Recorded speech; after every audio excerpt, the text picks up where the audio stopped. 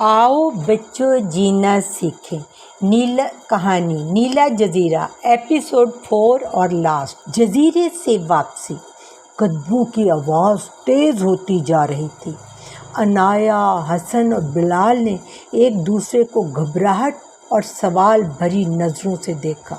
उनकी सांसें तेज़ थीं, ऐसे जैसे दिल सीने से बाहर निकल आएगा। फौरन उन्होंने संदूक बंद किया और जल्दी से अपने बैग में सिर्फ वो कागज़ और एक पुरानी किताब रख ली। इसी दौरान सुरंग के दहाने पर एक लंबा धुंध में लिपटा हुआ शख्स नमूदार हुआ।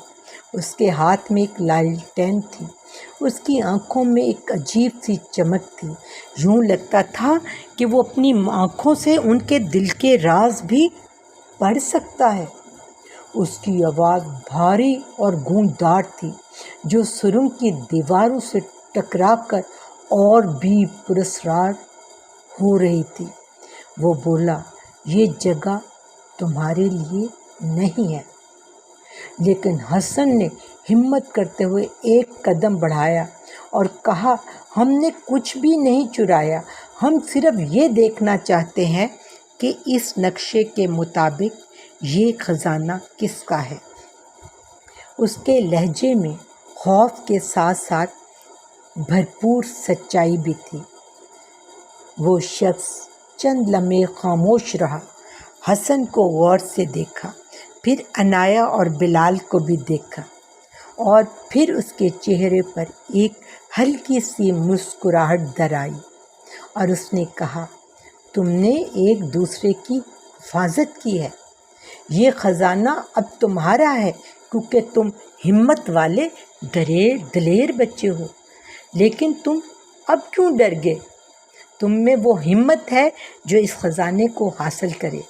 उसकी आंखों में एक मान नज़र आया, जैसे वो उनकी तीनों की जुर्रत को पहचान चुका हो।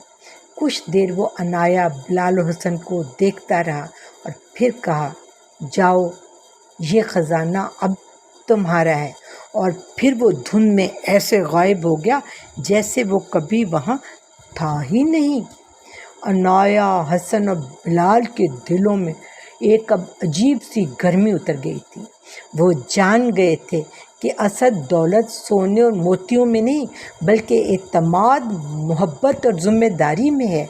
एक दूसरे के लिए खड़े रहने में है। बेशक वो निडर थे और ये एहसास उस आदमी ने उन्हें दिला दिया था, और ये अब उनका एक बड़ा कीमती ख़जाना बनने वाला था।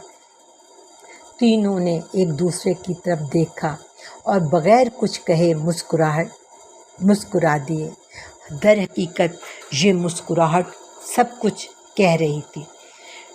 फिर वो तीनों अपनी कश्ती की तरफ बढ़े। कश्ती की तरफ बढ़ते हुए अचानक उनके कानों में एक मध्यम सा गीत सुनाई दिया, जैसे कोई हवा के साथ राग गा रहा हो। तीनों रुक गए। आवाज़ पहाड़ी के उस तरफ से आ रही थी जहाँ वो पहले नहीं गए थे। अनाया ने धीरे से कहा, तुम दोनों भी ये सुन रहे हो? हाँ, लेकिन आज के लिए हम काफ़ी बहादुरी दिखा चुके हैं। इसे फिर अगली किसी मुहिम के लिए छोड़ देते हैं। बिलाल ने हल्की सी हंसी के साथ कहा। हाँ, हसन ने आसमान की तरफ देखते हुए कहा, जहाँ शाम के रंग फैल रहे थे, और बोला, अब हमें ये जजीरा यकीनन जल्द ही दोबारा बुलाने वाला है। फिर तीनों ने कहका लगाया और अपनी कश्ती की तरफ बढ़ गए। वापसी के सफ़र में समुंदर पुरसकून था, मगर तीनों के दिलों में एक नया जज्बा उभर चुका था, और वो जज्बा था हमदर्दी का और ज़िम्मेदारी का। उनको मालूम था कि वो एक ख़जाना नहीं, एक ज़िम्मेदारी है। अब वो एक कहानी लेकर जा रहे हैं। शहर पहुंचकर उन्होंने सोने के सिक्के और वो तमाम जवाहरात, ज़ेवरात वहाँ के म्यूज़ियम के हवाले कर दिए, जबकि वो कागज़ और वो किताब बतौर यादगार अपने पास रख ली। वो जानते थे कि इसमें एक अहद छुपा हुआ है जो हमेशा उनके दिल में ज़िंदा रहेगा। सिटी गवर्नमेंट ने उनके इस इक़दाम की बहुत तारीफ़ की। फिर बिलाल ने शरारत भरी मुस्कुराहट से कहा, अनाया और हसन, अगला एडवेंचर कब है? अनाया और हसन ने एक साथ हंसते हुए कहा, अगली समर वेकेशन पर। तीनों की हंसी वहाँ गूंज गई। घर पहुँचते ही अनाया, हसन और बिलाल के वालिदैन ने दौड़ते हुए उन्हें गले लगा लिया। मम्मा के आंसू नहीं थम रहे थे क्योंकि वो लेट हो चुके थे। हर लम्हा उनके दिल पर बोझ था जो अब हट गया। तुम लोग कहाँ थे? हम कितने परेशान थे। अनाया की माँ ने कांपती आवाज़ में अपने बच्चों को सीने से लगा लिया। हसन के वालिद ने उनके कंधों पर हाथ रखा और कहा, बेटा तुमने आज हिम्मत दिखा दी और मुझे फ़ख्र है कि तुमने वो ख़जाना म्यूज़ियम में जमा करवाया।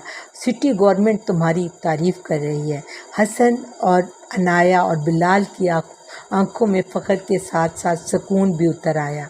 बिलाल की भी मम्मा ने बिलाल के भी गाल थपथपाए और बिलाल ने झिझकते हुए सर झुका लिया। दिल ही दिल में वो भी अब खुद को पहले से कहीं मजबूत महसूस कर रहा था। रात को बिस्तर में लेटे हुए उन्होंने अपनी मम्मा और पापा को धन में लिपटे शख्स का किस्सा सुनाया, ख़जाने की चमक धमक के बारे में बताया। बच्चों की बातें सुनकर घर वाले बहुत खुश थे। फिर अनाया के वालिद ने कहा, ये जज़ीरा तुम्हें सिर्फ ख़जाना नहीं बल्कि ज़िंदगी का सबक देने आया था। याद रखो, सबसे बड़ा ख़जाना ये है कि इंसान की ज़िम्मेदारी है कि वो दूसरों के लिए मुफीद साबित हो।